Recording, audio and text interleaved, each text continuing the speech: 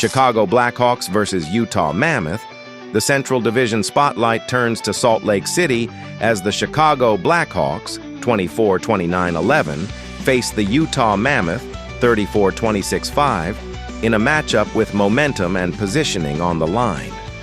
Utah sits firmly in the division race with 73 points, chasing the upper tier of Colorado, Dallas, and Minnesota, while Chicago, sixth in the Central with 59 points, is trying to halt a difficult stretch and keep its season competitive. The season series has already delivered drama. Chicago leads it 3-0, including a 3-2 overtime win on March 9th and a decisive 4-0 shutout earlier in the matchup. For Utah, this game is about turning the tide at home. For Chicago, it's a chance to prove the matchup advantage is no fluke. Chicago's offense is driven by its young superstar. Connor Bedard leads the club with 60 points, 26 goals, 34 assists, orchestrating the attack while logging over 20 minutes of ice time per game. Tyler Bertuzzi supplies the finishing touch with 27 goals and a sharp 21.1% shooting rate, while Teuvo Teravainen and Andrei Burakovsky provide secondary scoring with 31 points each. Utah counters with balanced firepower. Clayton Keller leads the Mammoth with 64 points, 19 goals, 45 assists, and controls the tempo from the right side. Dylan Genther is the team's most dangerous sniper with 30 goals, and Nick Schmaltz contributes a steady 59 points while winning key offensive zone battles. On the blue line, John Marino's plus 38 rating highlights Utah's defensive structure. Team numbers reveal the identity of each club. Utah averages 3.12 goals per game while allowing 2.79, with a 16.7% power play and 78.6% penalty kill. Chicago generates 2.64 goals per game and allows 3.16, but owns the stronger special teams balance.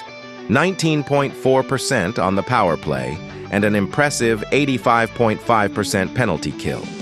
Momentum tells a different story entering this game. Chicago has struggled to find rhythm, going 1-3-1 in its last 5, including overtime losses to Utah and Dallas and a lopsided 6-3 defeat against Vancouver. The offense has flashed, but consistency has been elusive. Utah, meanwhile, has been building confidence. The Mammoth are 3-2 in their last 5, with convincing wins over Philadelphia, 3-0, Washington, 3-2, and Columbus, 5-4 in overtime. Even in defeat, like the narrow loss to Chicago, they've stayed competitive deep into games. Between the pipes, the duel carries serious weight. Chicago's Spencer Knight has carried the heavier workload with 16 wins, a .908 save percentage, and a 2.63 goals against average across 42 appearances. Backup Arvid Soderblom holds a 3.70 GAA with an .876 save percentage, while Drew Commesso has been sharp in limited time with a .918 save rate. Utah leans on Karel Vejmelka, who has delivered 30 wins in 50 games with a 2.69 GAA and .899 save percentage, stopping 1,162 shots this season. Vitek Vanacek provides depth with a similar .889 save percentage, giving the Mammoth stability in net. Tactically, the clash centers on pace versus structure. Utah thrives on puck movement and sustained offensive pressure led by Keller and Genther, while Chicago relies on opportunistic scoring and special teams execution. If the Blackhawks' penalty kill maintains its elite 85.5% efficiency, it could neutralize Utah's attack. But if the Mammoth establish possession in the offensive zone, Chicago's defense will be tested shift after shift.